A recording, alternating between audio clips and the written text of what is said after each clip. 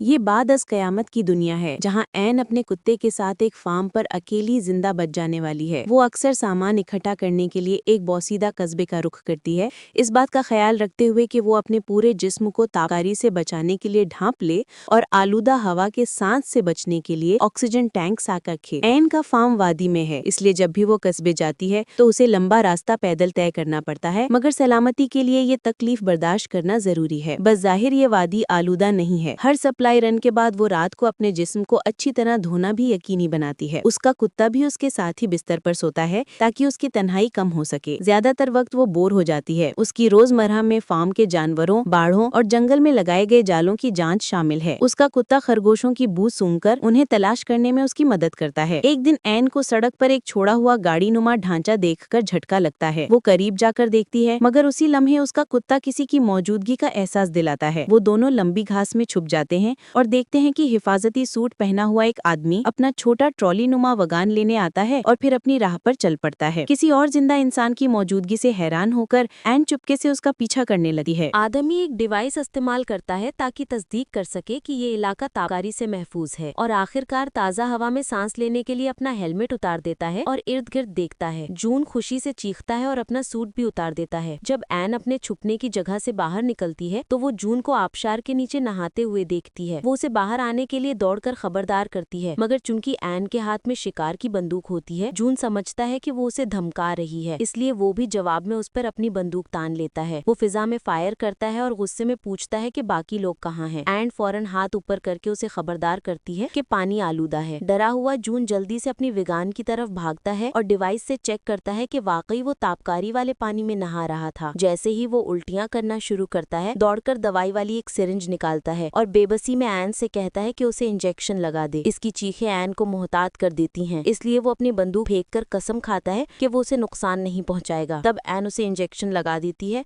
और उसे अपने घर ले जाने की पेशकश करती है। जून समझाता है कि उसे रोजाना एक बार ये दवाई लेनी होगी और ऐन से कहता है कि इसके कपड़े जला दे। वो अपना जिस्म ढांप कर उसके पीछे चल पड़ता है और ये भी कहता है कि अगर वो फार्म पर मर जाए तो उसके जिस्म को भी जला देना। ऐन जॉन को साफ पानी से धोती है, इस बात का खास ख्याल रखते हुए कि उसे अच्छी तरह रगड़कर साफ करे। फिर सुबह जब जॉन मुश्किल से चल पा रहा होता है तो ऐन उसे घसीटकर बिस्तर तक लाती है। ऐन वापस बगान में जाती है और जॉन की चीजें इकट्ठी करती है, जिनमें एक औरत के साथ उसकी तस्वीरें भी शामिल होती हैं। दिन गुजरते जाते हैं और ऐन जॉन की देखभाल जारी रखती है, उसका दर्जा हरारत चेक करना, उसे अच्छा खाना खिलाना और रात को उसे इंजेक्शन लगाना। ऐन सो नहीं सकती क्योंकि उसे जॉन के बिस्तर की हलचल सुनाई देती है जब उसका जिस्म बुखार से कांपता है, इसलिए वो कई घंटे उसके जिस्म पर गीली पट्टियां रखकर उसे पुरसुकून करने में गुजार देती है। एक रात जॉन के पास बैठे बैठे वो खुद भी गफलत में सो जाती है। जागने पर वो जॉन की सेहतयाबी के लिए दुआ करती है। वो चैपल में जाकर ऑर्गन भी बजाती है ताकि अपनी दुआ में मजीद दिल लगा सके। आखिरकार जॉन ठीक होने लगता है और बिस्तर से उठने के काबिल हो जाता है, अगरचे ऐन को अभी भी उसे चलने में सहारा देना पड़ता है। ऐन बताती है कि उसके वालिद ने खानदान से कहा था कि फार्म पर ही रहें क्योंकि वादी उन्हें तहफ्फुज देगी। एक दिन उसका खानदान दूसरे जिंदा बच जाने वालों की तलाश में निकल गया और फिर कभी वापस नहीं आया। जॉन समझ नहीं पाता कि आखिर वादी आलूदा क्यों नहीं और वजह न मिलने की बात उसे बहुत खटकती है, मगर अगली सुबह ऐन उसे गले लगाकर उसकी तवज्जो बांट देती है। जॉन देखता है कि ऐन पौधों की देखभाल हाथों से कर रही है, तो वो घर की लाइब्रेरी में जाकर खेती बाड़ी से मुताल्लिक कुछ किताबें पढ़ता है। फिर वो ऐन के पास आता है। अगरचे वो अभी इतना ताकतवर नहीं कि काम में हाथ बटा सके, ऐन उसे बताती है कि वो ट्रैक्टर इस्तेमाल नहीं कर सकती क्योंकि उसमें पेट्रोल खत्म हो गया है और पंपों में बिजली नहीं है। जॉन उसे बताता है कि पंपों को हाथ से कैसे चलाया जा सकता है। ऐन फौरन गैस स्टेशन की तरफ दौड़ती है और घर के लिए आखिरकार पेट्रोल मिल जाने पर बेहद खुश होती है। जॉन दूर से बंदूक के स्कोप के जरिए उसे देखता है। कुछ ही देर बाद ऐन खुशी से ट्रैक्टर चलाकर फसलों की देखभाल कर रही होती है और कुत्ता भी खुशी से उसके पीछे भाग रहा होता है। उस रात खाने के दौरान जॉन देखता है कि ऐन खाने से पहले दुआ करती है और फिर वो उसे बताता है कि वो इसलिए जिंदा बच गया क्योंकि हादसे के वक्त वो एक सरकारी बंकर में बतौर मुहक्किक काम कर रहा था। आखिरकार वो बंकर इसलिए छोड़ आया क्योंकि वो घुटन महसूस करता था और दोबारा असल जिंदगी चाहता था। ऐन सोचती है कि शायद वो अपनी बीवी को ढूंढ रहा था और तस्वीरों का जिक्र करती है, मगर जॉन कहता है कि वो औरत उसकी बीवी नहीं थी। जब सोने का वक्त आता है, ऐन जानबूझकर अपना दरवाजा खुला रखती है। जॉन उसकी नंगी टांगे देखता है, मगर फिर भी अपने कमरे में चला जाता है। अगले दिन ऐन तालाब पर मछली पकड़ने जाती है और तैरने का मौका भी लेती है। अक्सर जॉन के देखने के दौरान एक दूसरे को नजरों से देखते हैं। बाद में वो साथ में मछली पकाते हैं और एन बताती है कि ये तालाब उसी पानी की जेब से आता है जिससे कुआं भरा है, जो बज़ाहिर जमीन के नीचे है। सर्दियों में तालाब जम जाएगा और एन वजाहित करती है कि पिछली बार जिंदा रहना कितना मुश्किल था क्योंकि उसके घर का जनरेटर खराब हो गया था। जब वो वापस आते हैं, जॉन जनरेटर का मुआयना करता है और तस्दीक करता है कि इंजन मुकम्मल तौर पर खराब हो चुका है। एन खुद को कसूरवार ठहराती है कि उसने डीवीडी कनेक्ट की, मगर जॉन कहता है कि जनरेटर बहुत पुराना है और वैसे भी खराब हो जाता। फिर एन स्कूल के आलू वाले प्रोजेक्ट्स पर मजाक करती है, जिससे जॉन के जहन में एक ख्याल आता है। वो आबशार की तरफ जाते हैं और उसका साइज देखकर जॉन तस्दीक करता है कि वो एक वाटर व्हील बना सकता है जो जनरेटर को ताकत दे सके। इसके लिए उसे बहुत सा लकड़ी चाहिए,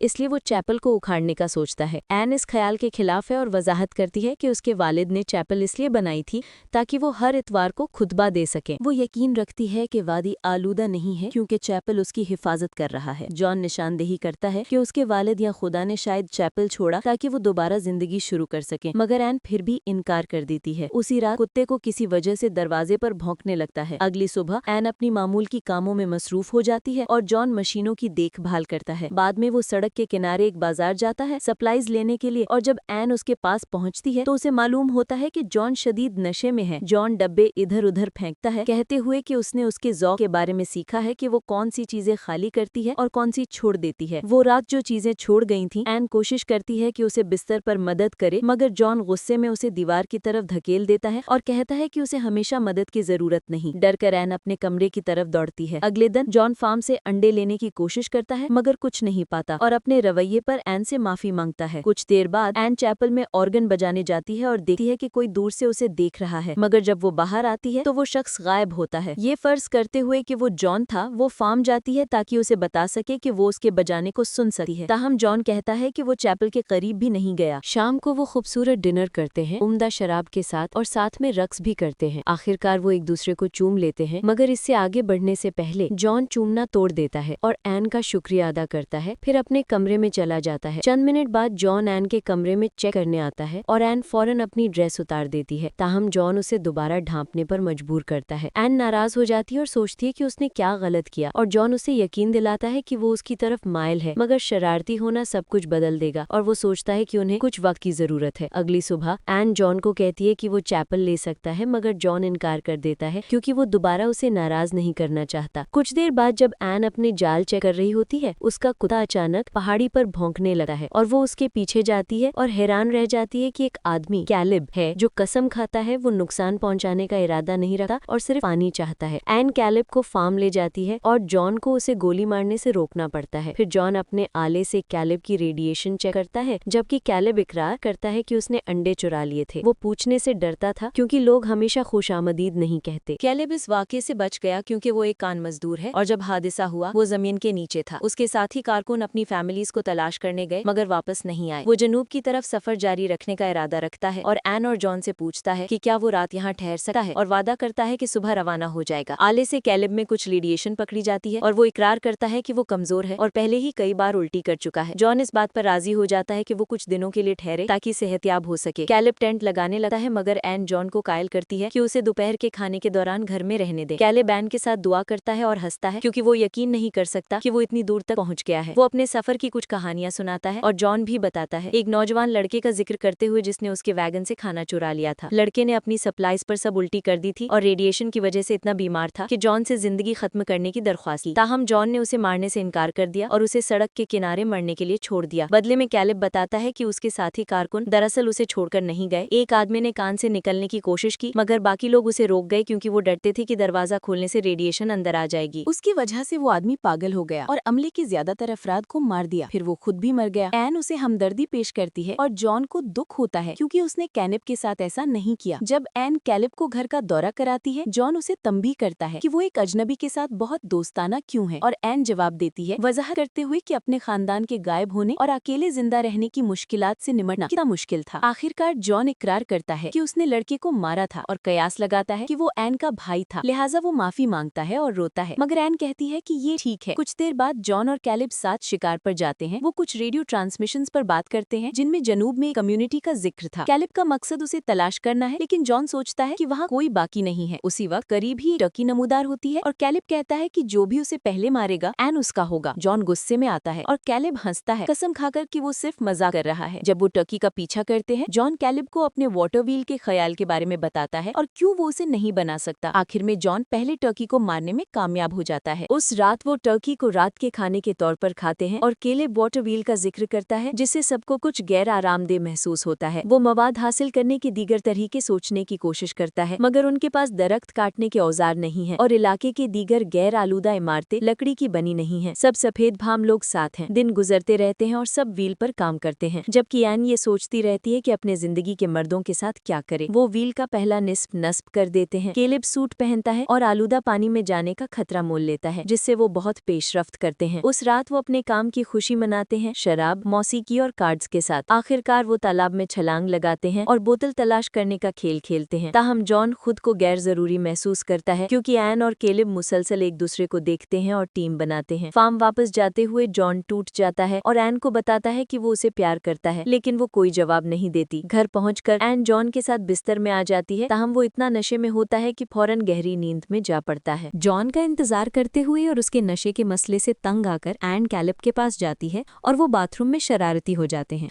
अगली सुबह नाश्ते के दौरान कैलिब नर्म अंदाज में एन के सर पर हाथ फेरता है जॉन के सामने और एन इतनी गैर आरामदेह महसूस करती है कि वो मेज छोड़ देती है। मर्द इस बात पर मुत्तफिक हैं कि वो बगैर एन के काम जारी रखें मगर फिर भी उसकी खासियत पर बात करते रहते हैं। कैलिब सोचता है कि क्या जॉन चाहता है कि वो कभी आया ही न होता मगर जॉन इनकार करता है और कहता है कि वो वीर मुकम्मल करेगा कैलिब की मदद की बदौलत। ये बात कैलिब को हंसाती है। वो कहता है कि वो जॉन के अल्फाज पर यकीन नहीं करता और कह सकता है कि वो हसद महसूस कर रहा है। वो हत्ता के इकरार करता है कि हो सकता है वो फार्म पर ही रहे बजाय इसके कि दोपहर में कम्युनिटी तलाश करे। कैलिब दोबारा सूट पहनता है ताकि जॉन को प्रोजेक्ट मुकम्मल करने में मदद दे। वो एहतियात से आखिरी हिस्से नस्ब करते हैं और जल्दी व्हील बिल्कुल दुरुस्त काम कर रही है। मुख्तसर जश्न के बाद कैलिब वापस चढ़ने लगता है और गीली चट्टानों पर फिसल जाता है। खुशकिस्मती से जॉन रस्सी को मजबूती से पकड़ लेता है जिससे कैलिब गिरने से बच जाता है और फिर कैलिब महफूज तरीके से ऊपर पहुंचता है मगर दोबारा फिसल जाता है। जॉन आखिरी लम्हे में रस्सी पकड़ता है मगर हरकत नहीं करता। वो कैलिब के साथ संजीदा नजर का तबादला करता है और सोचता है कि क्या करे। कुछ देर बाद जॉन फॉर्म वापस आता है और एन पिछली रात के लिए माफी मांगने की कोशिश करती है। जॉन उसे रोककर बताता है कि कैलिब जनूब में कम्युनिटी तलाश करने चला गया है। एन यकीन करने से इनकार करती है और उसे तलाश करने जाती है